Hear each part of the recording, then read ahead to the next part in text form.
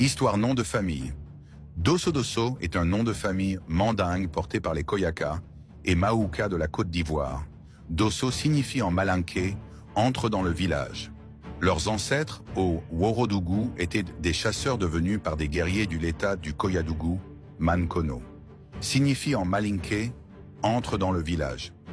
Leurs ancêtres au Worodougou étaient des chasseurs devenus par des guerriers du Létat du Koyadougou, Mankono. S'il n'y a aucun doute sur l'origine mandée des Dosso, il existe une divergence autour de leur famille en primaire. À Siana, village situé à une vingtaine de kilomètres de Séguéla, nord-ouest, région du Worodougou, la tradition nous enseigne que les Dosso sont des Silla, contrairement à Mankono, où les récits stipulent qu'ils seraient des Tanou.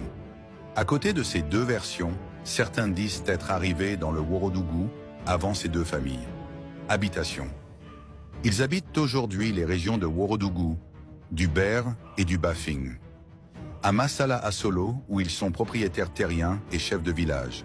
De même à Oussougoula, qui signifie « la guerre a chauffé ici », car ce serait suite à la bataille pour la conquête de territoire par Samori Touré que ce nom a été donné. Le village a été fondé par un Dosso, Benjamin d'une fratrie de 3 Dosso. Quant aux deux autres, ils se sont installés sur le site actuel de Mamouroula, où l'aîné est resté, tandis que le second est allé sur un site plus au nord, où il a fondé le village Kerekbekoro. On les trouve à Gbogolo, Siana. Établis également à Mankono et Tonoulé, ils se sont fixés dans le Maou dans les villages de Borotou, où ils sont chefs, de Nyokoso, Sokurala, Mahou Sokurala. Faits historiques. Suite à un certain bicéphalisme, les Fofana et Karamoko, dans la gestion du pouvoir intellectuel et spirituel musulman Koya et les menaces des peuples Mano et Wan. La stabilité définitive de Mankono n'était pas encore assurée, d'autant plus que le nouveau village avait besoin de bras valides pour se défendre contre les ennemis environnants et créer un CAFO. C'est dans cette atmosphère qu'arriva un groupe de guerriers en provenance de Manganan, qui eux, au départ, avaient opposé un refus à la proposition du conseil de Djiba de migrer un peu plus vers le nord. Fatigués des guerres, ceux-ci décidèrent de rejoindre Mankono et créèrent le quartier Tanan.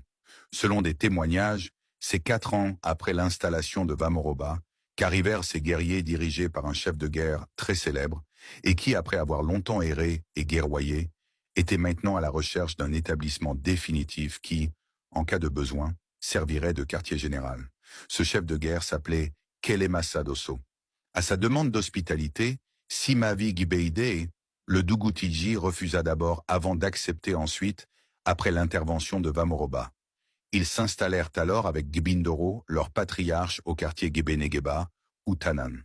Le Dougou-Tidji de Mankono concéda, et ce sous l'influence des musulmans, le Janman Tigiya à la puissante famille guerrière des Dosso. Avec l'arrivée des Dosso, quelques années après sa création, Mankono changea sa physionomie et sa vision politique avec l'extension de son aire géographique et politique.